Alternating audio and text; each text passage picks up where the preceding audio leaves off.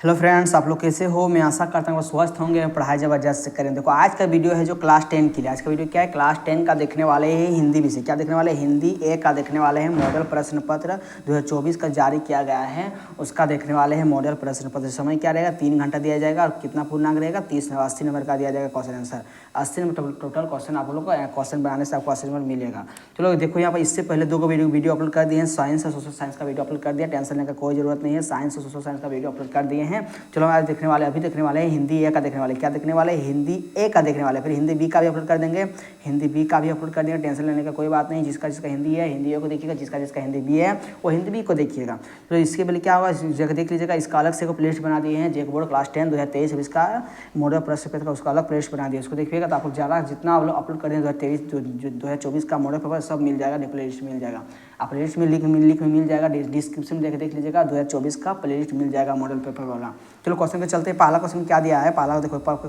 Question बनाने से पहले इसको पेसेज को पढ़ना पड़ेगा। क्या पढ़ना पड़ेगा, इस पेसेज को पढ़ने के बाद ही आपको क्वेश्चन आंसर बनाने में मदद करेगा। देखो इस पेसेज जितना है आंसर सब इस पेसेज के अंदर ही छुपा हुआ है। देखो यहाँ पर इसको पेसेज को पढ़िएगा कि आशा से भरकर जीवन को देखो तो निराश और नकारात्मक दिखाई देने वाला जीवन का मार्ग साफ और गतिशील दिखाई देना आरंभ हो जाएगा। इसके लिए तुम्हें क्या करना होगा, इसका उत्तर है तुम्हें केवल अनंत धैर्य, विश्वास और आशा से अपने मंजिल की ओर देखना होगा। फिर बोल रहा है कि तुम्हें यह भी ध्यान रखना होगा कि आज नहीं हुआ कल वह कल होगा, कल नहीं तो परसों अवश्य होगा। तुम्हारे प्रयत्न निष्फल नहीं जाएंगे। प्रतीक्षा और आशा जीवन पथ के दो ऊंचे प्रकाश स्तंभ है। चीज़ों को, परिस्थितियों को, अपने आसपास के व्यक्तियों को उनके अंधेरे हिस्सों की ओर से मत देखो, वहाँ से मत देखो, है ना, वहाँ से मत देखो जहाँ से चीज़ें और परिस्थितियाँ कष्टपूर्ण और प्रतिकूल प्रतीत होती है। हर किसी के उज्जवल और प्रकाशमान पक्ष को खोजो। घने कांटों के बीच खिले छोटे से फूल को प्रेम के साथ देखने से कांटे दिखाई नहीं देंगे। विश्वास और आस्था को स्वयं में भर लो और उसे समाज के हर वर्ग में बांटो। इसमें किसी प्रकार की कंजूसी मत करो, है, जिन्हें आशा, विश्वास, सहायता, सहयोग और सात्वना जिसको मिल जाए उसी को उसका क्या सफलता अवश्य होता है ना की आवश्यकता है। उन्हें बिना किसी स्वार्थ और द्वेष की भावना के इन्हें बांट दो, है ना। अब तुम देखोगे कि समाज के बीच आशा और विश्वास में वृद्धि हो रही है। ये फिक्स से होगा ही, है ना। जो क्वेश्चन में दिया हुआ है, क्वेश्चन क्या दिया है कि पहला क्वेश्चन में दिया हुआ है कि नकारात्मक और निराशाजनक जीवन की स्पष्ट और गतिशील मार्ग में बदलने की कुंजी क्या है। तो याद अभी पढ़े थे, क्या है वो है धैर्य और विश्वास और आशा रखना चाहिए, अपने आप काम सफल हो जाएगा। तो क्वेश्चन नंबर 2 में क्या दिया हुआ है कि धैर्य और विश्वास की महत्ता के बारे में क्या सुझाव दिया गया है। तो याद क्या सुझाव दिया गया है, तो इसको याद लिखना, ये क्या सुझाव दिया गया है। इसका सटीक क्या, ऑप्शन नंबर सी इसका सटीक आंसर हो जाएगा। पढ़ने का सबको सारा आंसर मिल जाएगा। ये अपने लक्ष्यों को प्राप्त करने के लिए आवश्यक है। Option number C correct answer हो जाएगा। देखो क्वेश्चन नंबर 3 यहाँ दिया हुआ है। क्वेश्चन नंबर 3 यहाँ शुरू है कि चीज़ों, परिस्थितियों और आपके चारों ओर के लोगों को कैसा देखना चाहिए। क्या वो संदेश और संशय से, घृणा और नकारात्मक पहलुओं से, और क्रोध और भ्रम से, उज्जवल और सकारात्मक पहलुओं से देखना चाहिए। ऑप्शन नंबर डी बिल्कुल सटीक और ऑप्शन नंबर डी बिल्कुल सही आंसर हो जाएगा। क्या ऑप्शन नंबर 3 का ऑप्शन नंबर डी बिल्कुल सटीक आंसर हो जाएगा। क्वेश्चन नंबर 4 में क्या दिया हुआ है कि किस उपमा का उपयोग चुनौतीपूर्ण परिस्थितियों में सकारात्मक देखने की महत्ता को जताने के लिए किया गया है। तो इसका सही आंसर क्या आ जाएगा, ऑप्शन नंबर बी हो जाएगा, कांटों के बीच फूलों को पालना। ऑप्शन नंबर बी बिल्कुल सटीक आंसर हो जाएगा। 5 में क्या देगा, प्रस्तुत का गद्यांश के उपयुक्त शीर्षक का चुनाव करें। इसका सही आंसर क्या होगा, आशा और विश्वास के महत्व को संदर्भ। इसका सही आंसर हो जाएगा 5 का ऑप्शन नंबर हो जाएगा, ऑप्शन नंबर डी हो जाएगा। सकारात्मक, क्या ऑप्शन नंबर डी होगा कि सकारात्मक का मार्ग आशा और विश्वास से जीता जा सकता है ना। ऑप्शन नंबर इसका डी सटीक आंसर होगा। ये बार इसको पेसेज को पढ़ने के बाद इसको क्वेश्चन चलो इसका बनाते हैं। तो क्वेश्चन में क्या दिया है, पहला क्वेश्चन को पढ़ लीजिएगा, अच्छा सा समझ में आ जाएगा, पढ़ चुके हैं। तो पहला क्वेश्चन क्या दिया है कि कभी भारतीय युवकों को ऐसा जीवन जीने को कहता है जो क्या है, कैसा जीवन करने का, कैसा जीवन जीने का कहता है। तो याद रखना 6 का क्या हो जाएगा, 6 का हो जाएगा ऑप्शन नंबर बी, कैसा जीवन करने का कहता है, योगियों जैसा नहीं क्या योग्य जैसा नहीं बोल रहा है, क्या बोल रहा है कि योग्य जैसा नहीं पराक्रमी वीरों जैसा जियो। ऑप्शन नंबर बी बिल्कुल सटीक आंसर हो जाएगा। पद्यांश में से किसे सोम कहा गया है, तो याद रखना किसे सोम कहा गया, धार को कहा गया है सोम। किसको कहा गया है, धार को सोम कहा गया है। 7 का ऑप्शन नंबर बी बिल्कुल सटीक आंसर हो जाएगा। क्वेश्चन नंबर 8 में क्या दिया हुआ है, क्वेश्चन नंबर 8 में जो दिया हुआ है कि योगियो, क्या बोलते हैं, योगियो नहीं विजयी के सदृश जियो रे। क्या इसका क्या संदेश है, देखो इसका संदेश जो होगा 8 का क्या बोल रहा है, 8 में इसका संदेश क्या होगा कि समृद्धि, क्या होगा, समृद्धि और सफलता के लिए प्रेरित करने वाला संदेश। ये सही बोल रहा है, ऑप्शन नंबर बी बिल्कुल सटीक आंसर हो जाएगा। देखो क्वेश्चन नंबर 9 में क्या दिया हुआ है कि इस पद्यांश में कैसे जीवन को सहारा गया है, कैसे जीवन को सहारा गया है, योगी, बैरागी, विजय, सरकार, कायर, तो किसी सहारा गया है। देखो 9 का सटीक आंसर क्या, ऑप्शन नंबर सी हो जाएगा। ऑप्शन नंबर सी विजयी के द्वारा सहारा गया है। ऑप्शन नंबर सी बिल्कुल सटीक आंसर हो जाएगा। क्वेश्चन नंबर देखो यहाँ पर 10 में क्या दिया हुआ है कि इस कविता का मूल स्वर क्या है। देखो इस कविता का जो मूल स्वर क्या है, प्रकृति, प्रेम, आह्वान, भक्ति। इसका देखो इस कविता का जो प्रेम क्या है, आह्वान है। क्या है, आह्वान में बताया गया, आह्वान, मूल स्वर क्या है, आह्वान है। देखो यहाँ पर जो आप लोग को फाइनल एग्जाम जो होगा, फाइनल एग्जाम इस तरह से क्वेश्चन पूछेगा, इसी तरह क्वेश्चन पूछेगा बिल्कुल 50%, 50% जो होता है मॉडल प्रश्न पत्र से मिलता है। तो देखिए यहाँ पर सबसे पहले क्या 2 को पेसेज देगा, जिसे अभी पढ़े ना 2 को पेसेज दिया जाएगा। उसके बाद हिंदी व्याकरण आएगा, क्या आएगा, हिंदी व्याकरण क्वेश्चन पूछेगा। हिंदी व्याकरण जो व्याकरण से क्वेश्चन पूछता है उसका क्वेश्चन पूछेगा 10 क्वेश्चन बनाने के बाद। देखो 11 में क्या निम्नलिखित, देखो यहाँ पे बोला है कि निम्नलिखित, क्या बोला है, निम्नलिखित प्रश्नों के सही विकल्प का चयन करिए। 10 में क्वेश्चन पूछेगा, 1 नंबर क्वेश्चन है। 11 में क्या दिया हुआ है कि इनमें से किस वाक्य में अकर्मक क्रिया, देखो सिंपल सा लॉजिक है।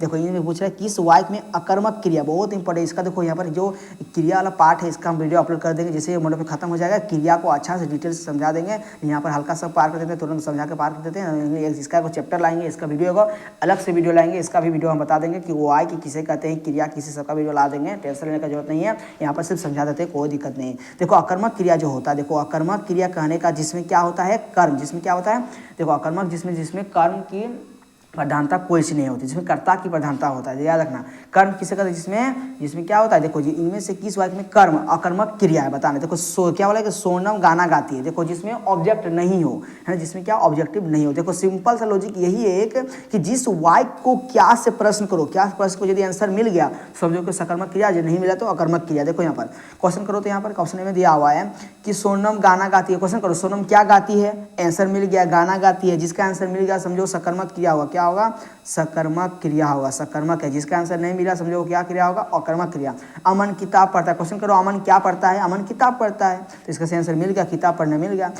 मोहन सो रहा है, मोहन क्या सो रहा है, आंसर मिला, नहीं मिला, मतलब इसका ये वाला क्या है, अकर्मक क्रिया, यही वाला अकर्मक क्रिया है। मोहन क्या कर रहा है, नहीं, मोहन क्या सो रहा है मालूम नहीं है, मोहन क्या सो रहा है मालूम नहीं है, इसलिए क्या होगा, अकर्मक क्रिया। देखो डी में जो दिया हुआ है कि लता चाय पी रही है, लता क्या पी रही है, चाय, आंसर मिल गया, और ये क्या होगा, सकर्मक क्रिया। यानी कि ए, बी और डी क्या है, सकर्मक क्रिया, और सी क्या है, अकर्मक क्रिया। सही आंसर क्या है, ऑप्शन नंबर इसका सी सटीक आंसर हो जाएगा। ऑप्शन नंबर सी बिल्कुल सटीक आंसर हो जाएगा। किसका, 11 नंबर का ऑप्शन नंबर सी हो जाएगा सटीक आंसर।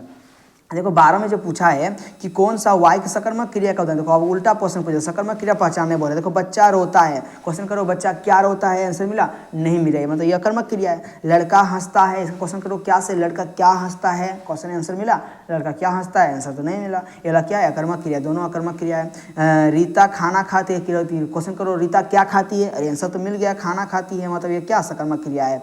पक्षी उड़ रही है, पक्षी उड़ रहे हैं, तो क्या पक्षी उड़े, तो क्या क्वेश्चन करो पक्षी क्या उड़ रहे हैं, आंसर तो नहीं मिला, ये अकर्मक क्रिया होगा। मतलब ए, बी और डी ये क्या है, अकर्मक क्रिया। देखो जो सी दिया हुआ है बिल्कुल सटीक आंसर हो जाएगा, ऑप्शन सी जो है सकर्मक क्रिया, ऑप्शन नंबर सी सटीक आंसर हो जाएगा। सकर्मक क्रिया क्या है, ऑप्शन नंबर सी।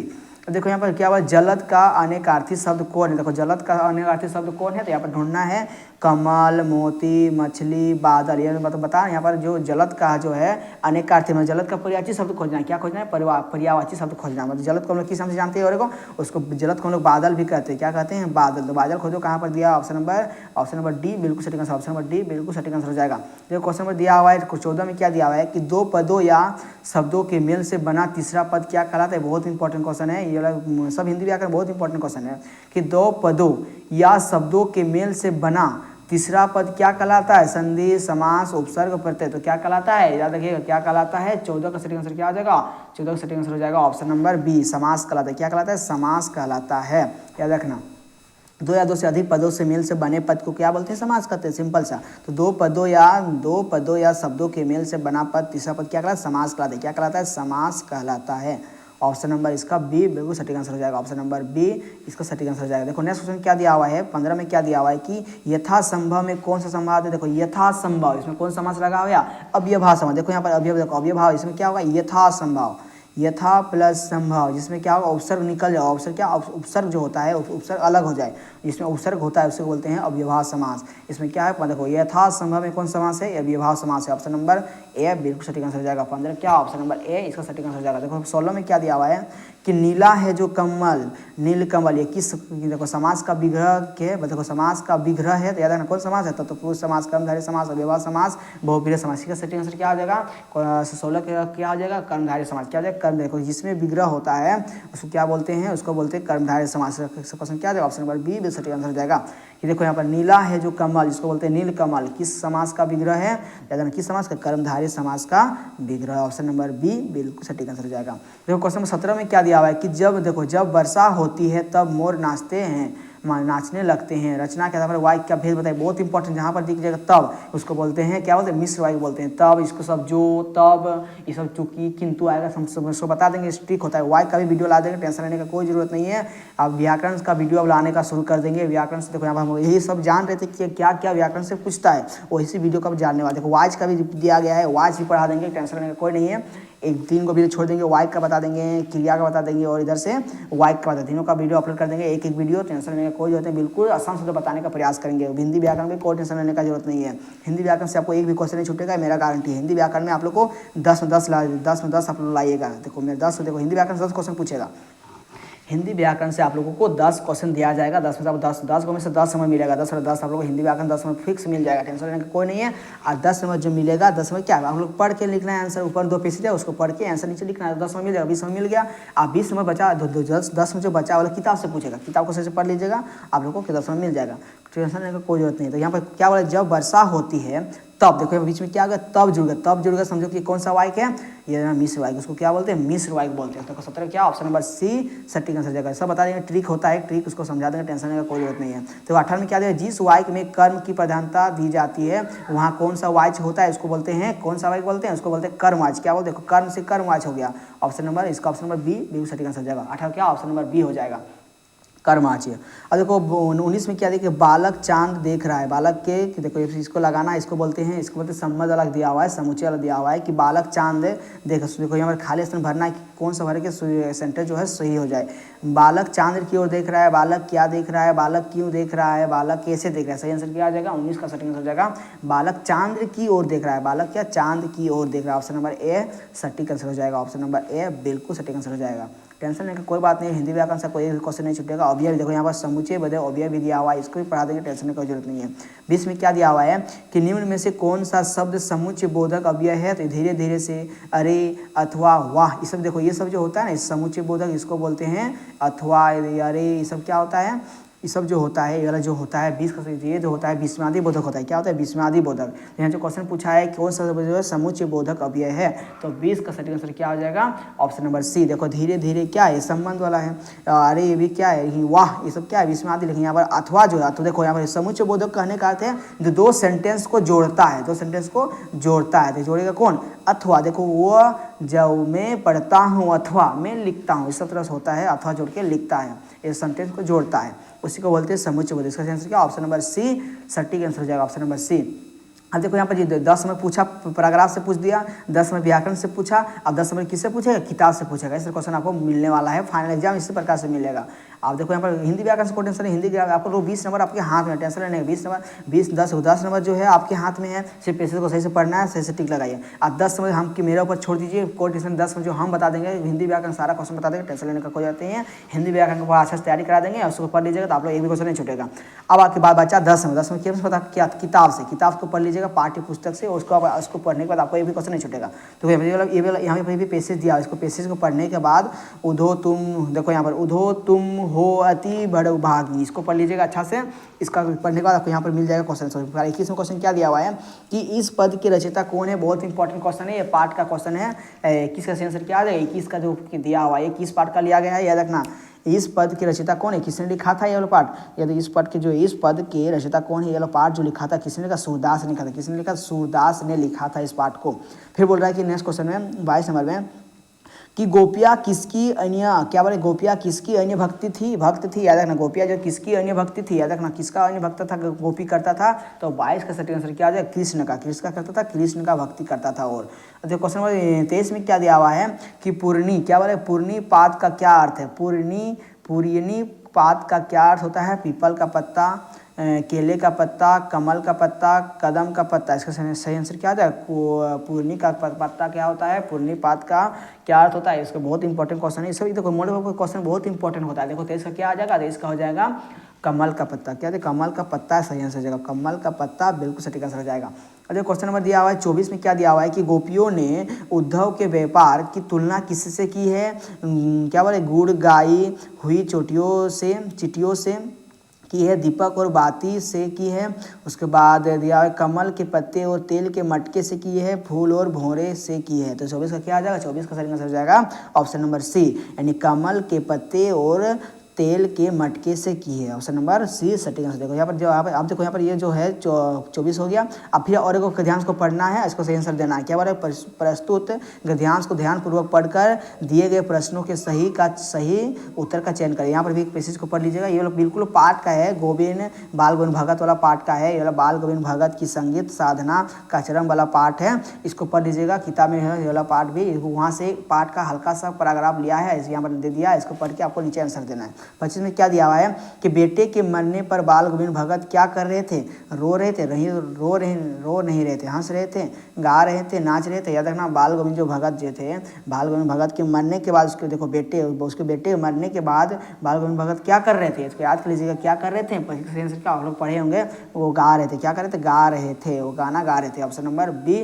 वो भजन गा रहे थे। ऑप्शन नंबर बी बिल्कुल सटीक आंसर हो जाएगा। अब बोल रहा है कि भगत जी का बेटा कैसा था, चालाक और कर्मठ था, ईमानदार और शरारती था, चतुर और तेज था, सुस्त और बोधा था। क्या था, याद रखना, बहुत इंपॉर्टेंट क्वेश्चन है। 26 का क्या होगा, 26 का आंसर क्या हो जाएगा, ऑप्शन नंबर डी, सुस्त और बोधा था। ऑप्शन नंबर डी सटीक आंसर हो जाएगा। देखो क्वेश्चन नंबर 27 में क्या दिया हुआ है कि भगत जी पतोहो कैसी थे, भगत जी की पतोहो कैसी थी, सुंदर और झगड़ने वाली, नहीं ऐसा तो नहीं था, सुंदर झगड़ने वाला तो ही ना होगा। देखो 27 का क्या हो जाएगा, 27 का सही आंसर हो जाएगा। देखो यहाँ पे कैसी थी, याद रखना, 27 का जो यहाँ पर सही आंसर हो जाएगा, उसकी पत्नी कैसी थी, उसका पतोहो कैसी थी, घर का पूरा प्रबंध करने वाली थी। ऑप्शन नंबर सी सटीक आंसर हो जाएगा, घर का पूरा प्रबंध करने वाली थी, है ना। अब देखो क्वेश्चन 28 में क्या है, बोधा का क्या अर्थ होता है, मोटा, ज्ञानी, सुंदर, मंद बुद्धि। इसका मतलब क्या होता है, देखो बोधा का क्या अर्थ होता है, बहुत इंपॉर्टेंट, मंद बुद्धि होता है। क्या होता है, बोधा का अर्थ होता है मंद बुद्धि होता है, मंद बुद्धि।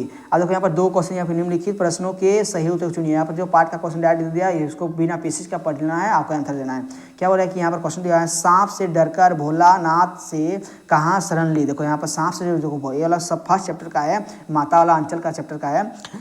तो बोला कि सांप से डरकर भोलानाथ ने कहाँ शरण ली थी, अपने माँ के आंचल में ली थी। कहाँ ली थी, माँ के आंचल में अपने शरण ली थी, माँ के आंचल में शरण ली थी। कौन, भोलानाथ। कौन थे, भोलानाथ। हाँ, इसका आंसर क्या आ जाएगा, ऑप्शन नंबर बी सटीक आंसर जाएगा। क्वेश्चन में देखो यहाँ पर बोला है कि जॉर्ज पंचम की नाक में किस प्रकार व्यंग किया गया है, रानी एलिजाबेथ पर, सरकारी तंत्र पर, रानी के दर्जी पर, उसको भारतीयों की मेहमान नवासियों पर। याद रखना, इसका सही आंसर क्या आ जाएगा, 29 का सही आंसर क्या आ जाएगा, सरकारी तंत्र पर किया गया। ऑप्शन नंबर बी बिल्कुल सटीक आंसर हो जाएगा। वीडियो को पसंद कीजिएगा, वीडियो को शेयर कीजिए अपने दोस्तों को, वीडियो पसंद है अपने वीडियो को सब्सक्राइब कीजिएगा, चैनल को सब्सक्राइब कीजिएगा।